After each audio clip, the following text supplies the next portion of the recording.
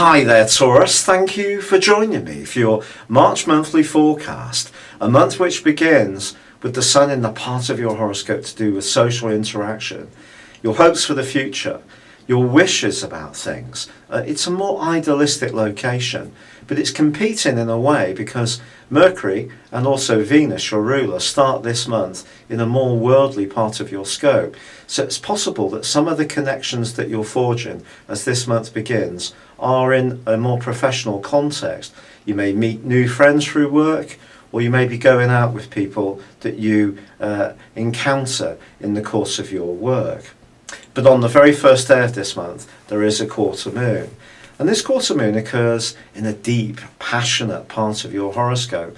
And if there is any envy or jealousy or possessiveness going on around some of your friendships, that could get revealed this month. And if there are certain ties which you feel seem to hold you back, you can become much more aware of them. And part of the reason for this is that as Mercury sweeps into Pisces on the 5th, that too is going to whet your appetite to connect with people you can really communicate well with. But if there are some friends that are a bit clingy or want to hold on to you to stop you joining up with new social circles, then that can be something that you actually find quite difficult. Or if there are groups that you're involved with where there's a degree of backbiting, that may be something that you don't find particularly easy to handle. Now on the 6th, and this is the really fascinating development of this whole month, Mars makes his way into this deep, passionate area that Saturn is occupying already. Now, in the last 6 or 9 months, it's possible that Saturn has seen some source of income that you used to rely upon dry up. But Mars is going to give you the determination this year, in the next 7 months, to try to find a replacement. And remember, Mars is about desires. And in this area can be quite lusty, both physically and around more material expectations as well. But with the sun in the part of your horoscope, Mercury too, which is more about the more idealistic side of life, and then we have the solar eclipse, which occurs on the 9th in this area as well, you do have that clash. So it's something to be conscious of, that there may be at times when you really want something, but will it go against your best interests? And will it go against what you know to be actually right? Perhaps almost to a moral viewpoint. So you need to live your life to your own set of rules, of course, and live within the rules of the state or country that you operate within. But it's also to do with your inner relationship, which could be tested. Now, what makes this solar eclipse particularly fascinating is the clash that occurs with Saturn is also one that occurs with Jupiter.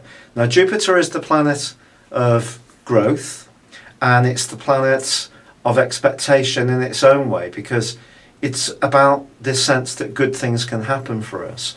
But we must be aware, or you must be aware particularly, that when it comes to your romantic and social relationships, that you are with people who are really good for you. And I think it's possible that for Footloose and Fancy 3 Tauruses, you may encounter someone through your social circle this month who really makes your heart beat very, very fast.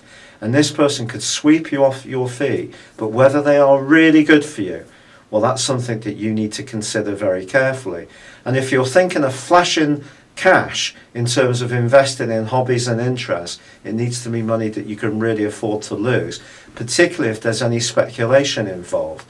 Talking of which, Jupiter and Saturn are going to be broadly squaring the whole of this month, which isn't necessarily good, not just for you, but for the world at large when it comes to risk.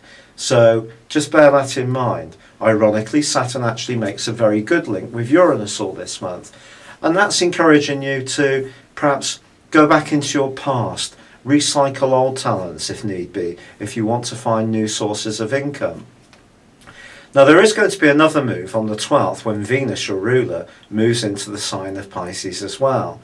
Now this can be really lovely for you, and it is going to merge with Neptune later in the month in a way which can make you very idealistic about the type of people you want to be with. But again, I revisit my point about trying to be realistic and certainly not trying to be too impetuous.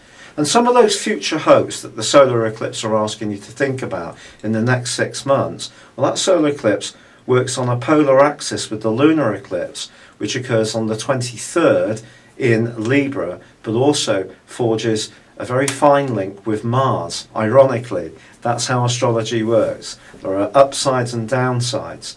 But the way the two eclipses are working together are saying to you that whatever your hopes and expectations are, you must plan things meticulously well. Look after the detail of things. You can't be too airy-fairy.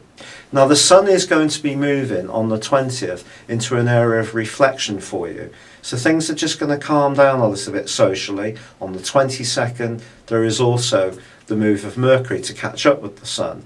And if there are issues of trust that have come up this month, particularly about the type of people you really can cooperate with, you may feel a little bit sort of detached from people and perhaps even a bit insecure on the back of the lunar eclipse. And any health issues or anything to do with your work and organisation of life may need careful grappling with as this month draws to a close. Uranus also goes side by side with Mercury as the month comes to a close, and this suggests that a eureka moment is possible in the last couple of days. But there is one thing I haven't spoken about yet which is really exciting, and that is that Uranus has clashed with Pluto for the last 4 years or so, and this month is the last month that it really happens. And by the end of the month and the early part of April, you're going to start to feel that nagging sense of anxiety or restlessness that's been hanging around you for a long time about the sense that you do need to change something in your life but you're not sure which, that is going to start to be tamed as this month draws to a close. A hot, passionate, intense, challenging, but certainly not dull month is in store for you. Thank you for joining me. Good luck and goodbye for now.